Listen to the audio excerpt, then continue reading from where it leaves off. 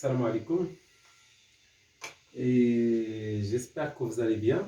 Donc, cette partie, on va faire un petit résumé concernant la première leçon et la deuxième leçon des ondes, c'est-à-dire les ondes mécaniques progressives et les ondes mécaniques progressives périodiques. Donc, on va aborder les relations importantes dans cette leçon, puis on va déterminer quelles sont les définitions dans cette leçon, etc. Donc, on va commencer par un petit résumé concernant les ondes. Voilà. Donc, les ondes 1 et 2, c'est-à-dire les ondes mécaniques progressives et les ondes mécaniques périodiques. Donc, quelles sont les définitions dans cette leçon? Donc, premièrement, les définitions. Donc, les définitions.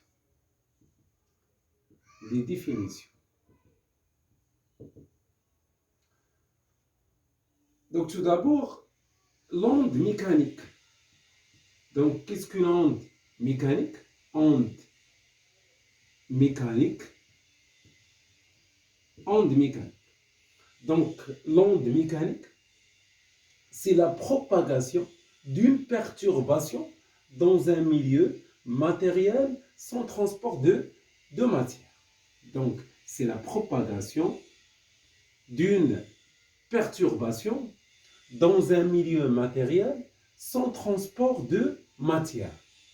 Et quand on dit progressif, c'est-à-dire on a la perturbation s'effectue de proche en proche dans le milieu matériel. La deuxième définition, c'est onde transversale. Onde transversale. Donc, vous savez bien qu'on a deux types des ondes. Donc, les ondes transversales et les ondes longitudinales. Donc, on dit qu'une onde est transversale, c'est la direction de la perturbation est perpendiculaire à la direction de la propagation de l'onde. Comme un exemple, le long d'une corde,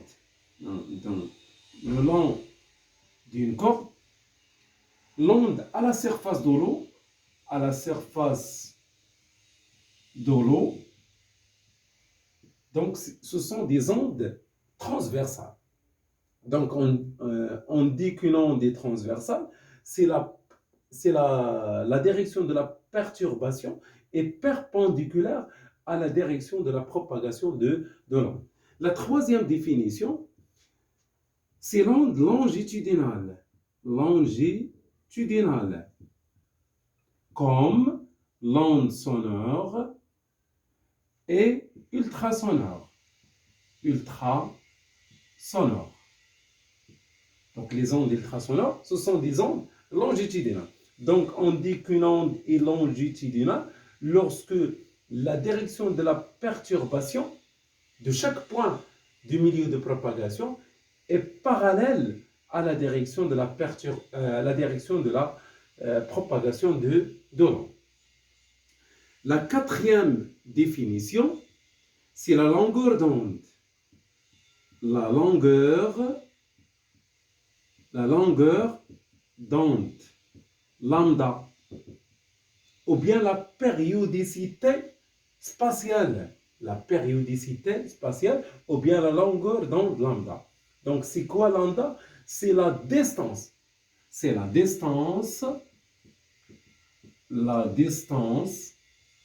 Parcourue par une onde pendant une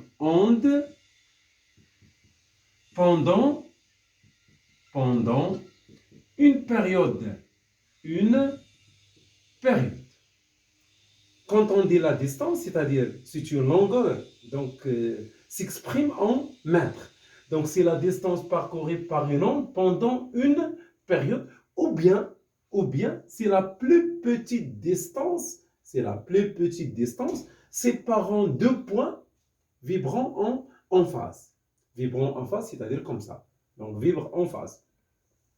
Donc, quand on dit la longueur d'onde, donc il y a deux définitions. C'est la distance parcourue par une onde pendant une période, ou bien la plus petite distance séparant deux points consécutifs vibrant en phase. La quatrième définition, c'est le milieu dispersif.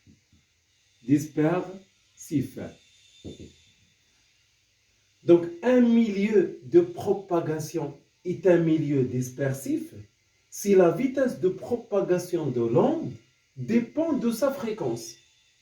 Donc, on dit qu'un milieu est dispersif si la vitesse de l'onde change avec sa fréquence. Donc, quand on dit varie, c'est-à-dire varie en fonction de la fréquence. Voilà les 5 définitions concernant la leçon 1 et la leçon 2. Ensuite, on passe à les relations. Quelles sont les relations importantes dans cette leçon? Donc, deuxièmement, les relations.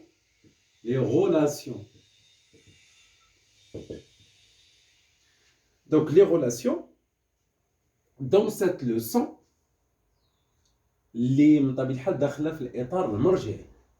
دونك خصنا نردوا البال ما كاينش يعني توت لي غولاسيون داخلين اللي داخله في الاطر المرجعيه. دونك لي غولاسيون donc on va entamer par la relation la vitesse est égale à la distance divisée par delta t. Donc la première relation, la vitesse est égale à la distance parcourue par une onde pendant une durée delta t, soit delta t, soit tau, la même chose. Soit on écrit delta t ou bien tau. Les unités, la distance en mètres, delta t en secondes et la vitesse en mètres par seconde. La deuxième relation, je pense c'est la même relation quand on dit le retard temporel entre deux points. Donc, si on a deux points appartiennent au milieu de propagation, séparés par une distance SM, donc on définit le retard temporel, tau, entre ces deux points, par la relation tau est égal à la distance AB divisé par la vitesse. Je pense que c'est la même relation. Donc, delta t est égal à la distance sur V. Donc, delta t est égal à la distance sur V. Ça, c'est le retard temporel. Donc, on va le noter tôt. Donc, le retard temporel. La troisième relation, la relation concernant la leçon 2, c'est-à-dire lorsque l'onde est périodique. Quand on dit périodique, c'est-à-dire chaque point répète le même mouvement pendant un intervalle tau. Donc périodique, c'est-à-dire le phénomène se répète périodiquement. Donc on a la relation, la vitesse est égale à lambda sur t. C'est-à-dire la même relation de la première leçon, mais cette relation, elle est générale. Cette relation, elle est spécifique lorsque la durée delta t est égale à une période. Donc la vitesse est égale à lambda. Lambda, c'est la distance parcourue par une onde pendant une période divisée par t. La quatrième relation, la vitesse est égale à lambda fois n. N, c'est la fréquence. N, c'est la fréquence, c'est-à-dire l'inverse de la période. Donc, je vous donne les relations se forment des triangles pour comprendre bien ces relations. Donc, lambda est égal à V sur N, N est égal à V sur lambda, etc. Donc, c'est la même relation. La cinquième relation, c'est-à-dire la relation entre la période et la fréquence. Donc, la période est égal à 1 sur la fréquence. La fréquence en Hertz. En Hertz. Hertz. Hz. La période en secondes. Hein? La période en secondes. Je pense que ces relations, c'est très important pour la leçon 1 et la leçon 2. On va ajouter une relation concernant le phénomène de diffraction. L'angle de diffraction θ est égal à lambda sur A. Lambda, c'est la longueur d'onde. A, c'est la fente. C'est la largeur de l'ouverture A. Voilà. Donc, θ en radian. θ en radian. θ, c'est l'angle de diffraction. Angle de diffraction. Diffraction. Mais dans la prochaine vidéo, on va traiter un exercice. Et l'objectif, c'est comment utiliser ces relations dans une situation différente. Voilà les 5 relations, les 6 relations importantes concernant la leçon 1 et la leçon 2. Voilà. On passe maintenant à un phénomène très important, c'est le phénomène de diffraction.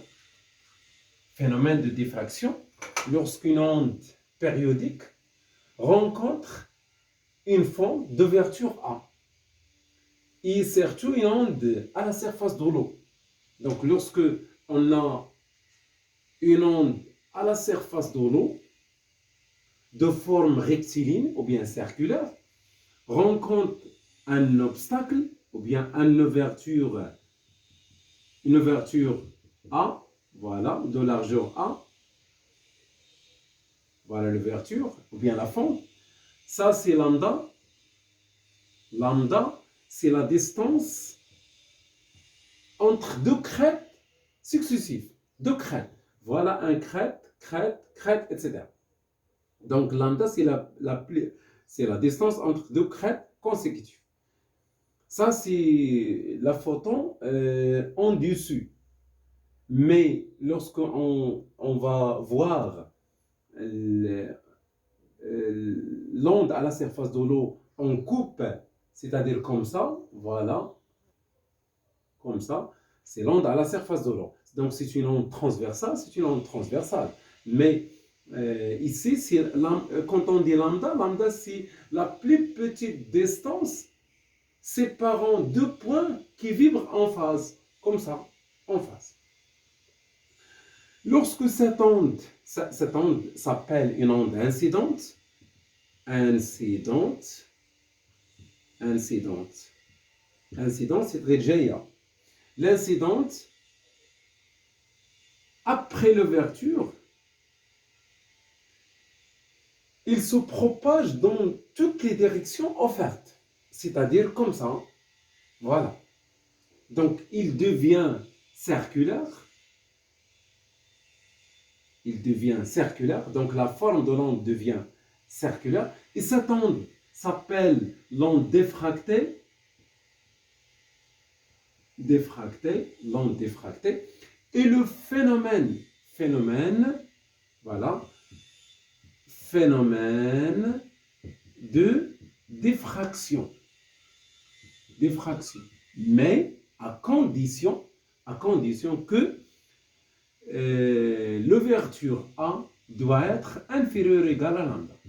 Donc c'est une condition très importante pour que le phénomène de diffraction est réalisable.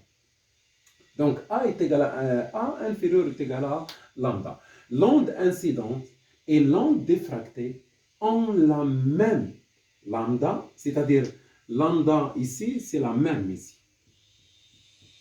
La vitesse de l'onde d'incidence, c'est la même vitesse de l'onde diffractée. La fréquence de cette onde est la même fréquence de l'onde diffractée. C'est-à-dire que le phénomène de diffraction ne change pas les propriétés de l'onde. Hein, les propriétés de l'onde. Voilà. Donc, si on a une onde incidente de la forme rectiligne, donc il change sa forme, il devient circulaire. Même si l'onde incidente, il est circulaire. Par exemple, si on prend ici une onde incidente circulaire, comme ça. Voilà. Donc, on a l'onde incidente circulaire de longueur d'onde lambda. Donc, lambda, c'est la distance entre deux crêtes successives. Et voilà A. Et voilà A. À condition que A inférieur ou égal à lambda. Donc, plus la A est petit, plus le phénomène de diffraction est bien remarquable. Donc, il devient, après l'ouverture, il devient circulaire, comme ça. Voilà. Mais le centre de ces cercles confondé avec le centre de la forme. Ça, c'est un phénomène de diffraction. La forme ici de l'onde incidente, c'est une forme circulaire. Et dans ce cas-là, c'est une forme rectiligne. Mais après l'ouverture, lorsque l'onde dépasse l'ouverture, il devient circulaire. Dans le centre, il coïncide avec la fente. Voilà pour la leçon 1 et la leçon 2. Ce qui est important, c'est les définitions, les relations, comment utiliser les relations dans différentes situations et le phénomène de diffraction. Donc, pour la science G, Inch'Allah, la vidéo G, on va faire un exemple pour appliquer ces relations dans un exercice. Voilà, shukran. وإلى فيديو مقبل إن شاء الله. والسلام عليكم.